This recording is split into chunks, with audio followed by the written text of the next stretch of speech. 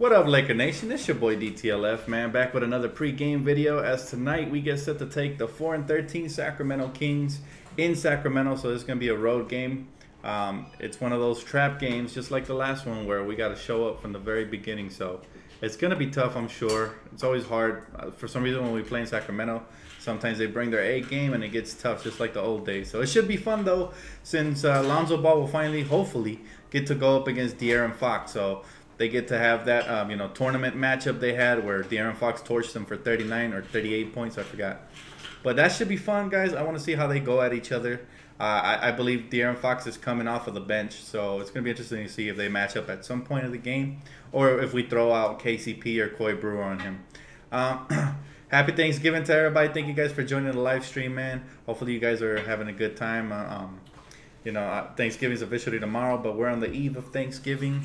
And go ahead and enjoy your guys' turkey and family time, man. Hopefully, everything comes out good. Now, this game, to me, is a must-win. We had to seize the moment. We got to seize the opportunity. We got to seize the opportunity to, a lot of injuries are happening in the Western Conference. There's a lot of, I believe Patrick Beverley was just ruled out for the rest of the season, so that's a huge negative for the Clippers. They were a lot better with him in the lineup. So, we have a chance to move up in the rankings and continue. These are games we have to win absolutely if we really want to, make it to the playoffs. So, hopefully tonight doesn't start off as sloppy as we did last game. I'll take your guys' questions right now. I don't like to read before I get my my thoughts off because it kills my train of thought. But I appreciate all the questions. Just save them for right when I say question time, guys. But okay, as far as the Clippers, we got to worry about the boards. This is a team that's very lanky, and this is a team that can definitely, they can battle on the glass. They have Zebo. I'm not sure if he's healthy right now, but Zach Randolph is always one of those people that give us trouble. Willie Cauley-Stein is going to be killing it on the glass. Those are workhorse type bigs that they get most of their production off of second chance points and stuff. So we have to do a good job of keeping them off the glass. Key is going to be our front court again, I think, in this game. If Brandon Ingram could show up along with Kyle Kuzma and hopefully Brook Lopez can pour in a couple of points, we should be good tonight, as well as our bench, of course. But, man, I'm really hyped for tonight. Hopefully we get the win and we continue to roll, moving forward. And it's a happy Thanksgiving for everybody. But I'm excited to see what Lonzo does tonight. He really hasn't, in his pressure moments, he hasn't had his chance to shine. But tonight is another chance. Who will have the best game? That's a good question. I'll take a couple of you guys' questions now. In my opinion, it's going to be Kyle Kuzma again. But if it's not him, hopefully it's Lonzo Ball. That's what I'm looking at tonight. Hopefully he has a decent offensive game and he controls the glass as well as pushing the pace and getting people involved, But I'll take questions now, guys. Just wanted to get that off my chest. I think it's going to be crucial that we limit second chance points and we get out in transition and run tonight, especially when the offense gets stagnant. We got to get some easy buckets in transition, and hopefully we get to convert. So, hey, Dan, there's a website to watch free NBA or any sport games. I'm not sure, honestly. I haven't really looked into that. People keep saying Reddit. I've heard people in the comment section, they keep saying Reddit, so should go ahead and check that out. I think it's going to be Ingram. That'd be great. Ingram has been a little stagnant on the offensive end on the road, so it'd be great if he can get it going or something like that. Just have a decent game. 14 to 17 points I'm happy with. If you can go over that, I'm ecstatic. Kyle Kuzma, we know, is going to bring it. Are you excited that Nance might come back Monday? I am very excited. I love Larry Nance. He's one of my favorite hard-working players in the league. And I'm excited, man. He brings a lot to this team, a lot of energy, passion, and it's infectious on the rest of the. It's infectious with the rest of the lineup. So I'm hyped on that, definitely. I wouldn't rush him back because you want him to be 100% healthy. But yes, I would. He would be the perfect 5 coming off the bench with Julius Randle. So I wonder who's gonna have to slide off. Who's gonna lose their minutes. It's probably gonna be one of the bigs, either Bogut, Zoo, or whoever. But we'll see what happens, man. It's going to be exciting, though, once we have our full team again to see what we can do on both ends of the floor. Nance was playing great for us right before he went down with injury. So, but I'll take questions, guys. Before I get off, I'll take a couple of questions, man. Hopefully we get a win. A win is crucial tonight to keep the momentum going, and keep rising in the standings in the West. We really need to take advantage. Utah Jazz lost Rudy Gobert, Today we just heard Patrick Beverly. He lost. He's lost for the season, and it's unfortunate for him. But I know it's just an opportunity for the Lakers. So, Dan, happy Thanksgiving, family. Do you think we make a trade before the trade deadline? Happy Thanksgiving, Antonio. You know what? I'm not sure. People have been saying they heard Rob Pelinka in an interview talking about he's looking for trades. I haven't really had the time to research this interview, but if this is true, maybe we might add a shooter or something like that if an opportunity comes by. Definitely. I just don't see Rob and Magic sitting on their hands. We definitely are struggling in the shooting department. There's times when we have 4 to 5 minute dry spells, and it happens too often during the course of a game. So that's what that's what gets us in the danger zone as far as losing games. Our defense is solid. We are top 4 in the league, so we made a huge jump from dead last in the league last season to what we are now. And somebody on Twitter asked one of the Laker reports, I think it was Mike Trudell. They said, "Hey, Mike Trudell, what's the difference between last year's hot start and this year's hot start?" And Mike Trudell answered beautifully. He was like, "Well, last year, the Lakers got off to a hot offensive shooting start, and they slowed down during the course of a season. This season, we are top 4 defensive team, so that's more sustainable than a hot offensive start." So, great point, and I'm excited. Hey, what's up, Bill? I see you're excited, man. That's what's up. So it's more sustainable that we're better and more efficient on the defensive end. So yes, hopefully this continues, and offensively we can always improve, add shooters or whatever, But Dan, did you hear the Clippers put DeAndre Jordan on the trading block? Hey, they should. They might as well. Honestly, they're going nowhere. Their window was never really open, and it's sealed shut with man, with nail guns and stuff. So they might as well start rebuilding. I said it before the season started. We're actually ahead of them. Once Chris Paul left, they were no longer a threat to me. I know we lost them in the season opener, but we really shouldn't have. We just fell asleep on them. In reality, we are the better team from now moving forward. We have the way brighter future, and fortunately for us, we don't no longer have to listen to them griping and just pretending like they're the best team in LA when they really haven't accomplished nothing. So that always makes me happy. And you don't wish injury to nobody, but like I said, they don't have depth like we do. We can spare a couple of players to injury and still be sustainable and one of the top 10 teams in the West. So that's the difference. Dan, do you think it will be hard for Lonzo to guard Fox tonight? Man, it's hard for anybody to guard Fox with that speed, the way he gets into the lane and just wreaks havoc. It's gonna be hard, but don't worry about it, man. We have plenty of defensive players that we can throw on him, take turns. And we're the top 4 defensive team in the league. So I'm proud to say that, guys. That makes me really happy. And, I'm proud of this team this year, the strides they've made defensively. Now, if we can only apply that to the offense, we're going to be a force to be reckoned with. Purple and gold, Laker hooded, love it. Dan, that's what's up. Thank you, Coffee. I appreciate it, bro. Lonzo, KCP, Ingram, Kuzma, and DeAndre Jordan. Nah, don't bring him over here, man. He's good on defense, and he's good at rebounding. I mean, I wouldn't mind him, but they're going to want something good for him. I'm talking about something really good. We shouldn't give up nothing for DeAndre, man. He is a liability, especially on the free throw line. And I don't know what I would give up for him other than maybe... I don't know, honestly. I say no to DeAndre. Yeah, he's definitely overrated. He's great at catching lob dunks, great at hustling, getting rebounds and block shots. That's all nice. But, I mean, this is becoming a stretch bigs league, and eventually he's going to become irrelevant, in this league because he cannot shoot. He can't even do free throws, so it's crazy. But, he is exciting to watch. I wouldn't be mad if we got him for something on the cheap, but that's not going to happen. We know the Clippers are seeking top value for him. It's a high sell. Happy Thanksgiving, Lakers fam. Bam, let's kick it at Sacramento Queens in Shaq's voice. Oh, man, that's cold. Dan, did you like Jeremy Lin when he was a Laker? I didn't mind Jeremy Lin. I thought he was too streaky, though. Sometimes he would show up and sometimes he would disappear. But when he gets hot, he's a very good player. Unfortunately, he's always plagued with injuries. So that's all I got to say about Jeremy Lin, The only thing that was annoying were the Jeremy Lin fans that thought he was like the next Kobe Bryant, and like any time they subbed him out, they would hate on other young Laker players. But other than that, man, I like Jeremy Lin. He's solid. He's a solid role player. Happy Thanksgiving to you too, Nelson. Thank you, brother. I appreciate it. Blessings, man. God bless you, brother. Dan, why does Luke hate Zubac so bad? Zubac was torching a lot of top centers last year. Honestly, I don't know. My only problem with that is that Luke hasn't been consistent all season long, right? That's the only thing that bothers me. But I wish he was more consistent with his rotations and made the right moves at the right times and stuff like that. But again, I'm not going to destroy him too much. There's a lot of sensitive people on here that get mad when I talk bad about Luke because I said we have to be patient with him.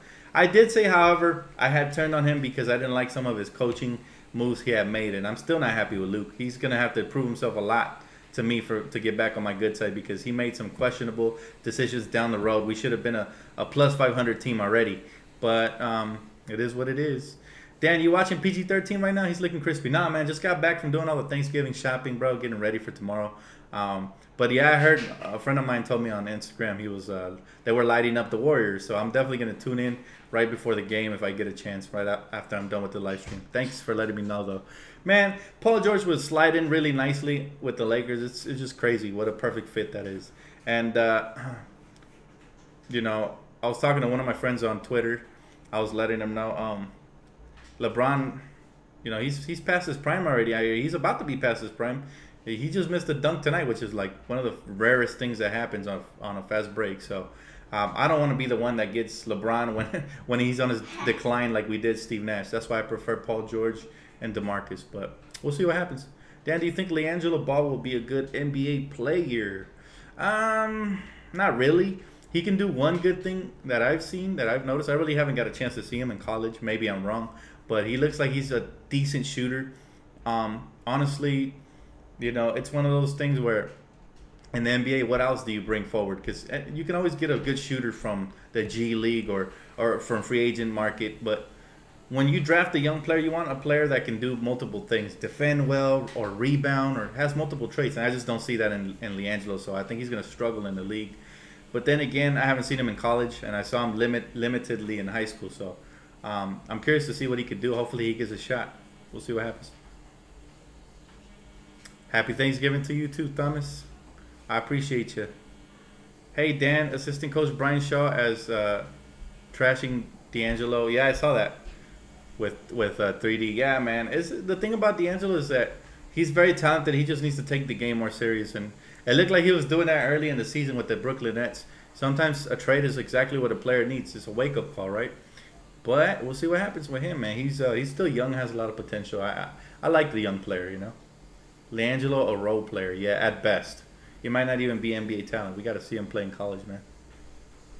Celtics lost. Let's go. That's right.